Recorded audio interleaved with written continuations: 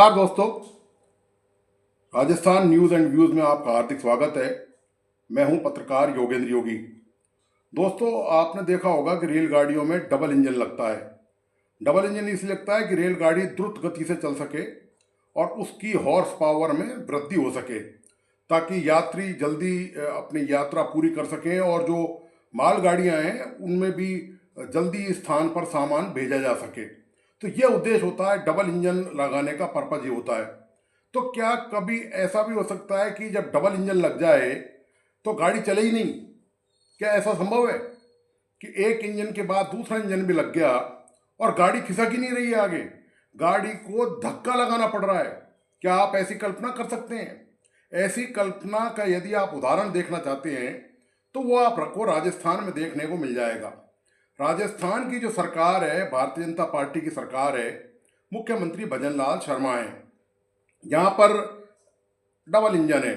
एक इंजन केंद्र सरकार का है, नरेंद्र मोदी की सरकार है, भाजपा गठबंधन की सरकार है, वहाँ पर एनडीए की सरकार है, और दूसरी सरकार भारतीय जनता पार्टी की राजस्थान में, यानी कि डबल इंजन है। और यही कहा गया था, कहा भी यही गया था। जब विधानसभा के चुनाव हुए थे उस समय प्रधानमंत्री नरेंद्र मोदी और भारतीय जनता पार्टी के जितने भी वरिष्ठ नेता हैं, जब उन्होंने राजस्थान का दौरा किया तो राजस्थान के दौरे में उन्होंने जो महत्वपूर्ण बात कही गहलोत सरकार के खिलाफ, कांग्रेस सरकार के खिलाफ राजस्थान में, कि डबल इंजन की सरकार बनेगी तो विकास बहुत तेज होगा, विकास की गति बढ़ेगी, लोगों को ज़्यादा से ज़्यादा राहत मिलेगी, लोगों को ज़्यादा से ज़्यादा सुविधाएं मिलेंगी। इसलिए डबल इंजन की सरकार होना जरूरी है, ताकि केंद्र और राजस्थान की सरकार मिलजुल कर राजस्थान का विकास कर सकें। ये उद्देश्य उन्होंने बताया था, ये घोषणा पत्र में भी शामिल था और इसके फायदे उन्होंने बहुत गिनाए थे। लेकिन हो क्या गया? दरअसल हो ये गया है कि ये जो डबल इंजन की सरकार है, ये लगता है पटरी से ही उतर गई है। सरकार का आता पता ही नहीं है कुछ भी।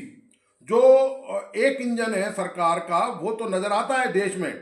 जो नरेंद्र मोदी की केंद्र में सरकार है, एनडीए की जो सरकार है, उसका इंजन तो देश में कहीं ना कहीं डेवलपमेंट करता हुआ कम या ज़्यादा हो लेकिन नजर आता है। जहाँ तक राजस्थान की बात करें तो ये जो दूसरा इंजन है, इसका तो दोस्तों ये तो धक्का देने से भी नहीं चल रहा। अब हालत ये हो गई है कि ये धक्का मार सरकार हो गई है। भजन लाल सरकार राजस्थान में अब धक्के से चल रही है। धक्का दे कौन रहा है इसको? आप और हम तो धक्का दे नहीं सकते। हमने और आपने तो इनको वैतरणी पार करा दी। राजस्थान के मतदाताओं ने इनकी नैया पार लगा दी। आपने थंपिंग मेजोरिटी से वोट देके इनको बहुमत में भेज दिया, ताकि, और बहुमत भी इतना पर्याप्त दिया ताकि बाद में अल्पसंख्यक का सरकार का अल्पमत में आने का चक्कर खत्म हो जाए और जो विधायकों की खरीद फरोख्त होती है वो बंद हो जाए। और आपने क्लियर कट मेजोरिटी देकर ये सरकार को संदेश दिया कि आप आराम से निश्चिंत होकर 5 साल राजस्थान में अच्छा शासन कीजिए, बढ़िया डेवलपमेंट कीजिए, पूरे देश में राजस्थान को सिरमौर बनाइए। ये कहा गया था, ये उम्मीद की गई थी आपने वोट देने से पहले। तो क्या सरकार उम्मीदों पर खरी उतर गई? क्या आपने जो अपेक्षाएं सरकार से रखी थी और जो सरकार ने जो वायदे किए थे विकास के, डबल इंजन के, क्या वो पूरे हो गए? ये सवाल बहुत बड़ा है, क्योंकि सरकार जब धक्के से चल रही है तो आप समझ सकते हैं कि आपकी तकलीफों का, आपकी समस्याओं का निवारण कैसे हो सकता है। जब सरकार में इंजन गति ही नहीं पकड़ रहा और सरकार को धक्के मार मार के चलाना पड़ रहा है, तो ऐसी सरकार से आप क्या उम्मीद कर सकते हैं? धक्का मारने की हालत में बता रहा हूं, क्योंकि हम और आप तो अब धक्का दे नहीं सकते। अब तो अब प्रदेश के मतदाता तो 5 साल बाद ही कोई निर्णय करेंगे कि धक्का दिया जाए या धक्का नहीं दिया जाए। लेकिन जो सरकार की हालत है, वो सरकार अब धक्के से चला कौन रहा है? अब हाई कोर्ट के जो आदेश निर्देश आ रहे हैं लगातार, वो सरकार को धक्का दे रहे हैं, वो सरकार को चला रहे हैं। इससे ये पता चलता है कि राजस्थान में जो सरकारी मशीनरी है वो पूरी तरह विफल हो गई है, उसका कोई औचित्य नहीं रह गया है। जहाँ तक ब्यूरोक्रेसी की बात करें, नौकरशाहों की, तो दोस्तों उनको तो ना तो कांग्रेस की सरकार में कोई फर्क पड़ा, ना ही उनको अब भारतीय जनता पार्टी की सरकार है, मुख्यमंत्री भजन लाल है, तो उनकी सेहत पर कोई फर्क नहीं पड़ रहा है। ये फर्क इसलिए नहीं पड़ रहा है, और वो आपके सामने मैं साबित करना चाहता हूँ इस वीडियो के माध्यम से, इस विश्लेषण के माध्यम से। राजस्थान हाई कोर्ट ने की खंडपीठ ने, दो जज बैठते हैं खंडपीठ में, उन्होंने निर्देश दिए राजस्थान सरकार को, भजनलाल की सरकार को, कि जो सड़कों पर और फुटपाथों पर जो अतिक्रमण है, जो लोगों ने अवैध कब्जे कर रखे हैं, आम आदमी की बहुत मुश्किल हो गई है। राजधानी जयपुर की बात करें तो आए दिन दुर्घटना इसलिए भी ज़्यादा होती हैं कि आम आदमी को, जो पैदल चलने वाले यात्री हैं, उनको सड़कों पर चलने का स्पेस ही नहीं मिलता, स्थान ही नहीं मिल पाता। तो लोगों ने जबरदस्त अतिक्रमण कर रखा है और अतिक्रमण पूरे प्रदेश में पसरा हुआ है। आप कोई भी गांव हो, कस्बा हो, शहर हो, राजधानी हो, संभाग मुख्यालय हो, आप कहीं चले जाइए, आपको फुटपाथों पर जबरदस्त अतिक्रमण देखने को मिल जाएगा।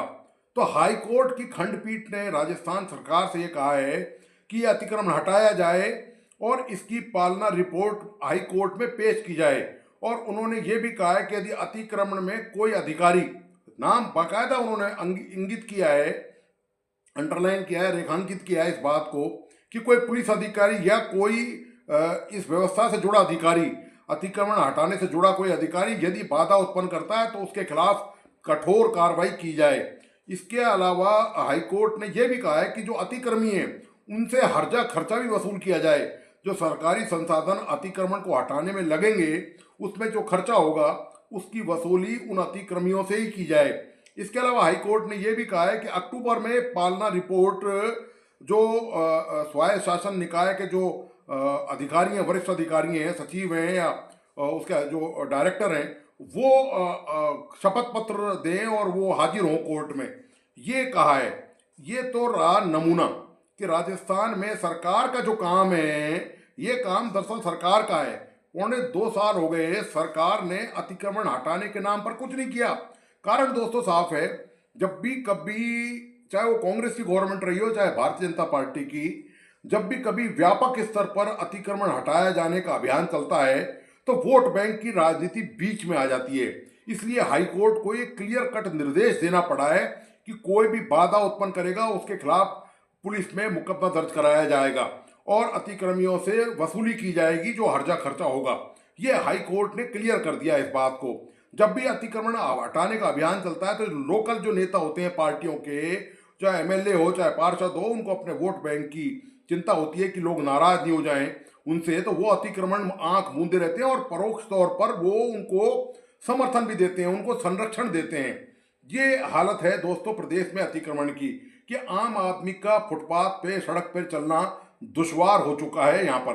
तो ये तो एक नमूना रहा कि सरकार की जो डबल इंजन है वो कैसे धक्के से चल रही है। इससे पहले भी आपको पता ही है कि हाईकोर्ट ने निर्देश दिया था जिला कलेक्टरों को कि आम आदमी की जो परिवेदना है उनको सुना जाए और उनका निस्तारण 15 दिन के अंदर किया जाए।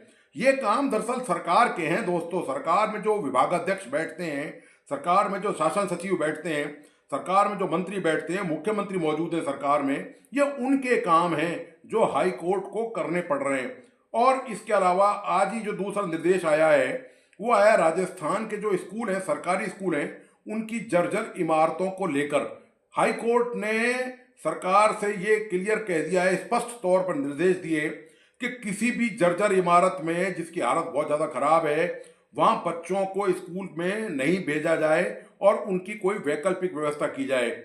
इस पर महाधिवक्ता ने, जो राजस्थान सरकार के जो वकील हैं, जो महाधिवक्ता है राजस्थान सरकार की, जो पैरवी करते हैं हाईकोर्ट में, उन्होंने कहा कि वो सरकार इस बात का निर्देश दे चुकी है पहले से ही। लेकिन सवाल इस बात का है कि सरकार ने निर्देश तो दे दिया, लेकिन उनका वैकल्पिक इंतजाम क्या होगा, उन बच्चों के इस साल का फ्यूचर क्या होगा, इस शैक्षणिक सत्र जो है ये चल रहा है, इसमें उनकी वैकल्पिक व्यवस्था कैसे की जाएगी। बारिश का मौसम है, आप जानते हैं पूरे प्रदेश में घनघोर घटाएं छा रही हैं, जबरदस्त बारिश हो रही है। कई जिलों में, कोटा और दूसरे जिलों में बाढ़ के हालात पैदा हो गए हैं। ऐसे में जिन स्कूलों को बंद कर दिया गया है, जिनकी हालत जर्जर मानी गई है, जहां बच्चे नहीं जा सकते हैं पढ़ने, उनकी वैकल्पिक इंतजाम कैसे किया जाएगा, वो बच्चे वहां पर पहुंचेंगे कैसे? क्या सरकार उनके लिए कोई वाहन का इंतजाम करेगी?